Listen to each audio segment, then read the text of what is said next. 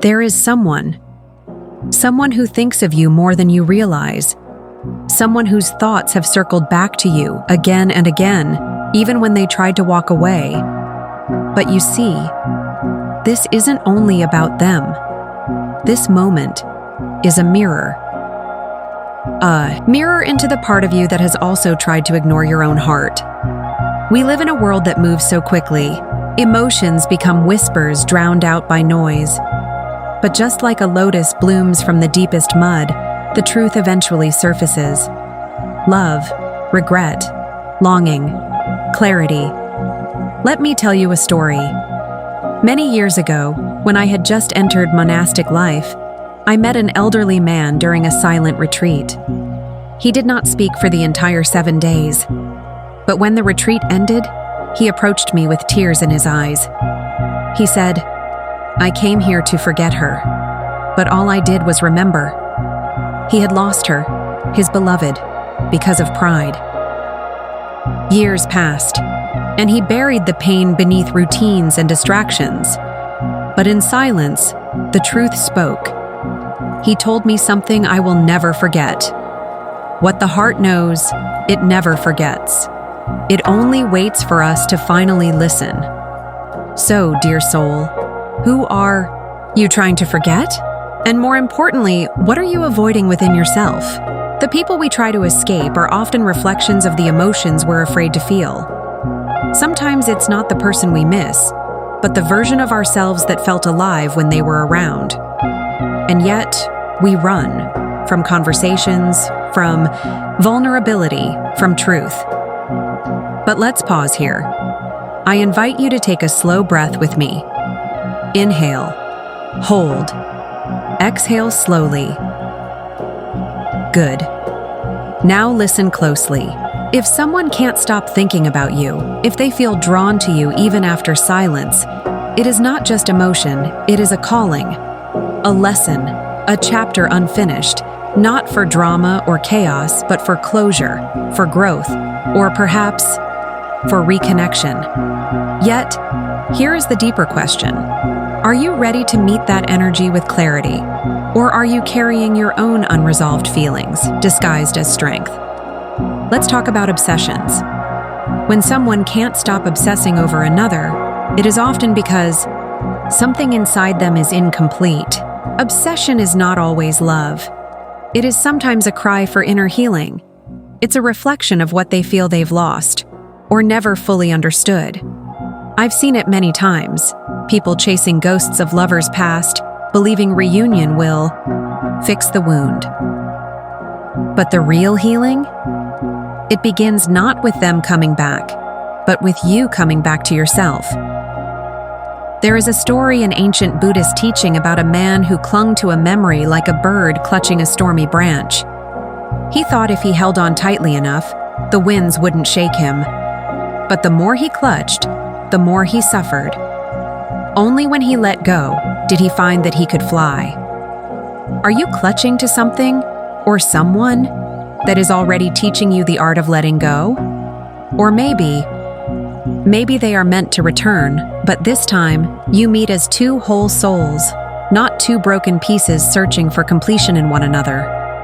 Remember this: love is not found in possession, it is found in presence. And when someone truly sees you, not just your face, but your soul, they cannot look away for long. So if you're wondering whether someone is thinking of you, obsessing, aching, chances are they are. But what matters more is what you do with that awareness. Do you wait in silence? Do you reach out? Or do you go within? Here's what I suggest. Before you act outwardly, journey inwardly. Ask yourself, what emotion is surfacing right now? Is this desire rooted in love or fear? Am I ready for this conversation, or am I craving connection to avoid loneliness? These questions are like lanterns in a dark forest, and your honesty is the flame. Brief pause. The monk sips a cup of tea, allowing the viewer to breathe and reflect. Let me share another experience. There was a woman who wrote to me once after attending one of my talks. She told me about a man who had ghosted her years ago. Out of nowhere, he returned. But this time, she didn't feel excitement. She felt anxiety. Why? Because she had healed, and he had not. She realized something powerful that I want you to carry with you today. Sometimes when someone comes back, it's not a sign to restart. It's a test to see how far you've grown. Now, I know this video is titled as if someone is about to confess their feelings, and maybe they will. But even more importantly, are you ready to confess your feelings to yourself? So many of us are obsessed with closure, with final words, with knowing. But life doesn't always offer neatly tied endings. It offers wisdom through uncertainty. And that, my dear friend, is what makes the journey spiritual. Today, I invite you not to wait for a message from someone else, but to write a message to your own soul. What would you say if you were truly listening? In the next part of this conversation, we will explore how to differentiate between intuition and emotional impulse, how to sit with longing without being consumed by it, and how to transform obsession into deeper purpose. But before we go further, ask yourself this: who am I without this story I keep repeating? Who do I become when I finally listen to what I've been avoiding? Stay with me. We are just beginning. Welcome back. If you're still with me, it means you're ready to go deeper, not just into the story of another person, but into the story of you. This is where the real transformation begins, not in knowing how someone else feels, but in finally understanding what your own heart is truly asking for. Let's talk now about something many people misunderstand: the difference between emotional impulse and soul intuition. You see, an emotional impulse is loud. It rushes in like a storm. It's fueled by anxiety, fueled by fear of missing out, fear of being left behind. It says, call them now, text them now, say something, anything. It doesn't care for peace. It demands answers. Right now. But soul intuition? It's different. It whispers. It waits. It honors timing. Intuition comes not from desperation, but from stillness. Have you noticed how the wisest choices you've made in life didn't come from panic, but from moments of calm clarity? Like when you're walking alone, or watching the sun set, or sitting quietly with yourself, and suddenly you know what to do, without noise, without a fight. That's intuition. That's your soul speaking. So I ask you now, when you feel the urge to reach out, when you feel their presence so strongly it aches, is it impulse or is it intuition? You must learn to sit with your longing, not to suppress it, not to numb it, but to hold it, like a parent cradling a child, with gentleness, with presence. Because longing is not weakness, it is proof that your heart is still alive. And within that longing, there is a key, a lesson, a direction, a truth waiting to be seen. Let me share another story. I once guided a young man who came to the monastery after a painful breakup. He was tormented by questions. Why did she leave me? What did I do wrong? Should I message her? He had written dozens of unsent texts on his phone, reread old messages, memorized every detail of their last meeting. But instead of answers, I asked him to do something very different. I said, every day for 21 days, write her a letter. But don't send it. Just write. Say everything you want. Not to fix it, but to free it from inside you. And so he did. At first, his words were angry, then sorrowful, then nostalgic. But by the end of 21 days, something miraculous happened. He stopped writing to her and started writing to himself. His final entry was just one sentence.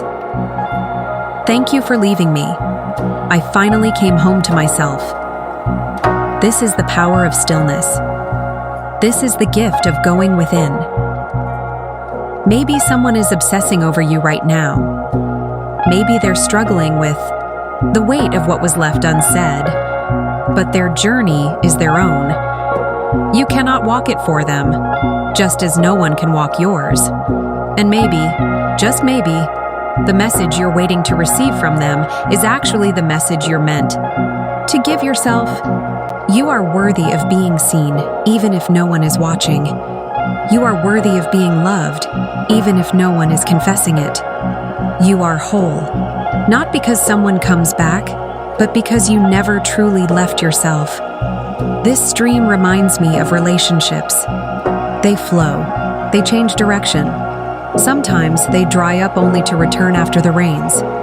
Sometimes people drift apart not because the love is gone, but because the lesson is complete. Ask yourself, what did that person teach you? What mirror did they hold up? What wound did they awaken that you now have the sacred opportunity to heal?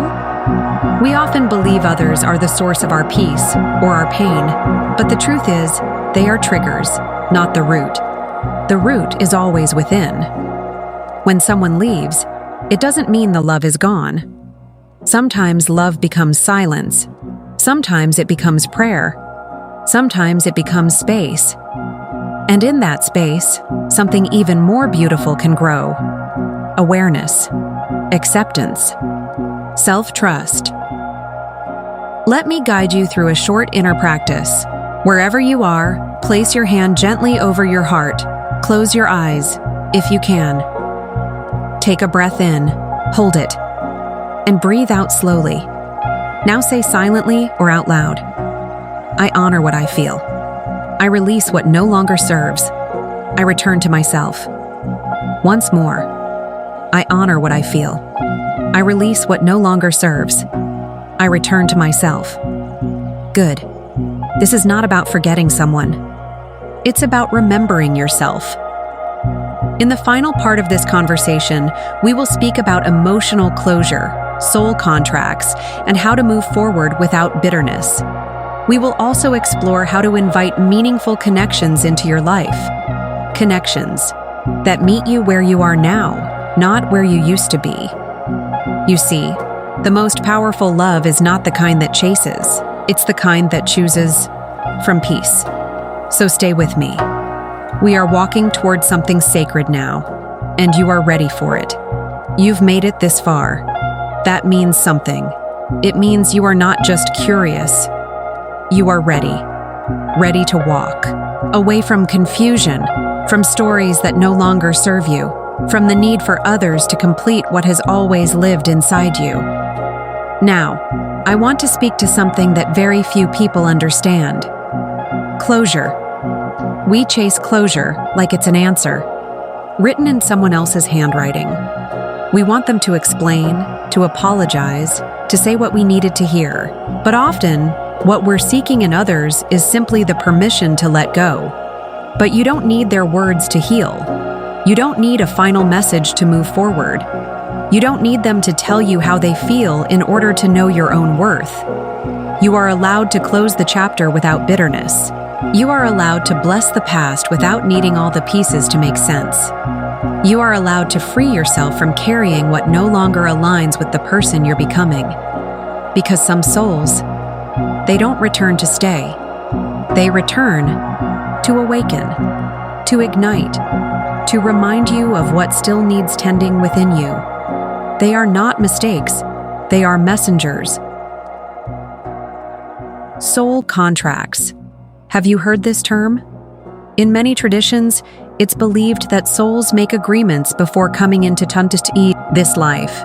Agreements to meet, to challenge, to love, to leave, all in service of growth. Not all love stories are meant to last, but all are meant to teach. Some of the deepest spiritual growth comes not through comfort, but through the pain of letting go with grace. There is no shame in missing someone. There is no shame in loving someone who couldn't meet you where you were. There is only an invitation to love yourself enough not to wait to be chosen, You see, what obsesses over you now, what lingers in someone's heart, it may surface, it may not. But what matters most is that you are no longer obsessing over what does not bring you peace. Let me tell you something powerful I once heard from my teacher. It was during a cold winter morning. We were sweeping snow from the steps of the temple, and I asked him how to know when it's time to release someone. He looked at me, smiled gently, and said, "When keeping them in your heart begins to weigh more than it warms, it is time to let the snow melt. So let the snow melt, dear one. You too can still love them and let them go. You can still cherish the memories and move forward. You can still forgive even without the apology. You can walk away without closing your heart. Because true freedom is not forgetting the story. It's remembering who you became because of it. Now, I invite you to begin again, to make space in your heart not just for someone who might return, but for someone new. Someone who sees you as you are today. Someone who loves not the version you had to shrink into, but the version that's blooming now. But before you seek new connection, let your connection with yourself deepen. Here's how you can start. Create a sacred space, a few minutes each day just for you. No phone, no distractions, just breath, just being. Journal your truth, not for perfection, but for honesty. What are you really feeling? What are you pretending not to feel? Forgive internally, not for them, but for your own peace. Say it aloud. I release you. I thank you. I free myself. Open your heart again. Slowly, gently, not to everyone, but to those who show up with presence, not promises. And finally, trust that the right people will always find you, not because you chased them, but because you chose you. Before I leave you today, let me remind you of this. You are loved. You are seen. Even when it feels like no one is watching, you are growing. Even when the process is invisible, you are healing. Even when the ache hasn't fully left, and someone, yes, maybe someone you've been thinking of, they may finally be ready to speak. But don't wait for them to find their voice before you find your freedom. Speak to your own soul. Let that be the most important confession of all. Your time is sacred. Use it wisely. Until we meet again, may your path be peaceful and your heart forever open. If this message spoke to you, take a moment to breathe and reflect. Leave a comment below. What truth did you discover today? Subscribe and turn on the bell for more weekly guidance. Share this with someone who needs to hear this right now. You are not alone. Your healing is happening. Your light is growing. We'll walk this path together. Do you feel that? That gentle silence surrounding you now? That is not emptiness. That is your soul finally beginning to exhale. We spend so much of our lives running, from loss, from confusion, from the ache of not being chosen. But what if I told you that the very thing you've been running from is also where your healing begins? In my early days at the monastery, I struggled greatly with stillness. I thought I had come here to forget someone, but what I really discovered was how to remember myself. I recall sweeping the temple floors one morning. I was angry, still clinging to what was never said, still wondering why someone I cared for never came back. And my teacher said something that pierced me. Stop sweeping the past into corners. Let it rise into the light. Let it go with honor, not resentment. It took me years to understand that. We think letting go means erasing someone, but it doesn't. Letting go is a sacred act. It's bowing to the role they played and bowing again to the person you're becoming because of them. So, what do you do now? You live. Not halfway. not in emotional limbo. You live fully, with reverence, with presence, with peace. You stop waiting for their text. You stop hoping they'll understand. You stop needing their permission to heal. Instead, you begin tending the garden of your soul. And oh, what a beautiful garden it is when you start watering it with gentleness instead of judgment. When you plant seeds of trust, even though your heart has been broken.